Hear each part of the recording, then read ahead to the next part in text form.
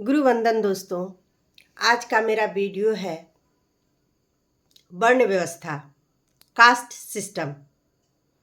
प्राचीन भारत में हमारे वर्ण व्यवस्था में कोई कास्ट सिस्टम नहीं था। कास्ट क्या होता है, कोई भी सनातनी भारतीय जानता ही नहीं था कि कास्ट होता क्या है। हमारे वहाँ था वर्ण व्यवस्था। ब्राह्मण कोई जाति नहीं थी, ब्राह्मण एक उपाधि थी जो उस समय उस 4 वर्णों में से ब्राह्मण, क्षत्रिय, वैश्य और शूद्र, इन 4 वर्णों में से कोई भी उच्च शिक्षा हासिल करके, उच्च जानकारी हासिल करके, जैसे गीता, उपनिषद, वेद, पुराण, महाभारत, रामायण आदि की जानकारियाँ रहता था, उसको ब्राह्मण की उपाधि दी जाती थी। और तब गुरु शिष्य परंपरा थी,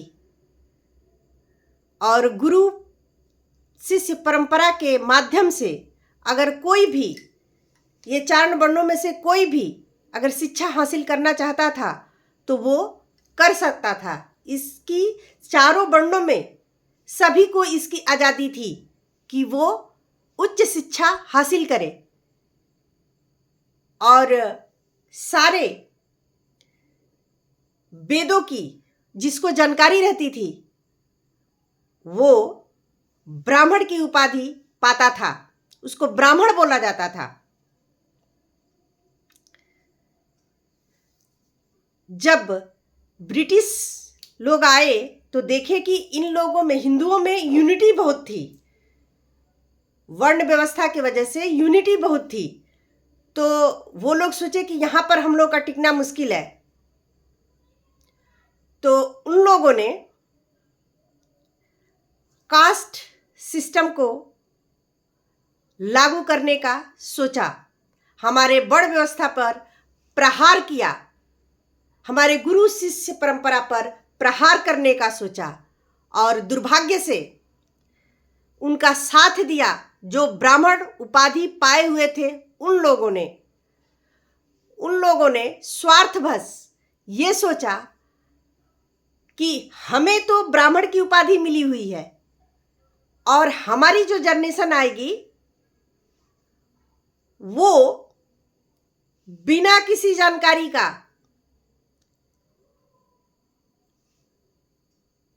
वंशवाद के माध्यम से उनको ब्राह्मण की उपाधि मिल जाएगी। बस इसी स्वार्थ में उन लोगों ने अंग्रेजों का साथ दिया और कास्ट सिस्टम आ गया।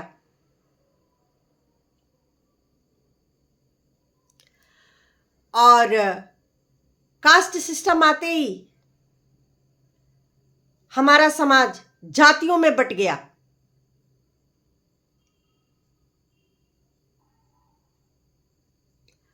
अंग्रेजों ने हमारे समाज को खंड विखंड कर दिया। हमारे देश पर अत्याचार बहुत हुआ था, मुगलों ने बहुत अत्याचार किया था, मगर उनकी इतनी बुद्धि नहीं थी कि वे लोग हमारे सनातन धर्म पे, हमारे वर्ण सिस्टम पे प्रहार कर पाए। जो काम मुगलों ने नहीं किया वो काम अंग्रेजों ने कर दिया।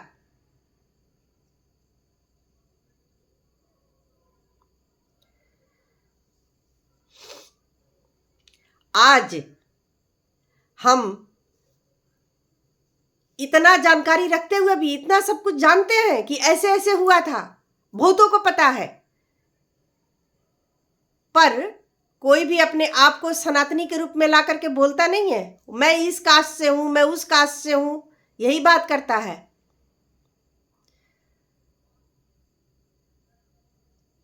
अपने आप को वर्ण के माध्यम से कोई नहीं बोलता, और जब तक हम उसी पुरानी व्यवस्था में नहीं लौटेंगे तब तक हम हिंदुओं में यूनिटी आ नहीं सकती।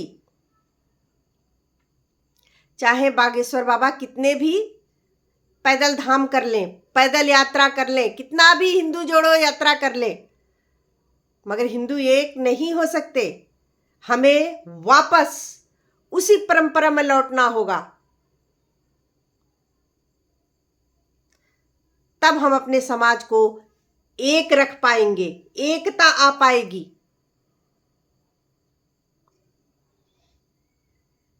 अगर हम ऐसे ही बिना जानकारी के कोई ब्राह्मण, कोई क्षत्रिय, कोई वैश्य और कोई शूद्र बनेगा, वहां पर समाज खंड विखंड हो जाएगा।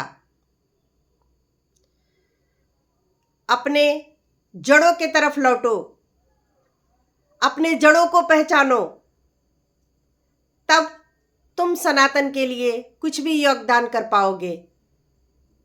जय हिंद।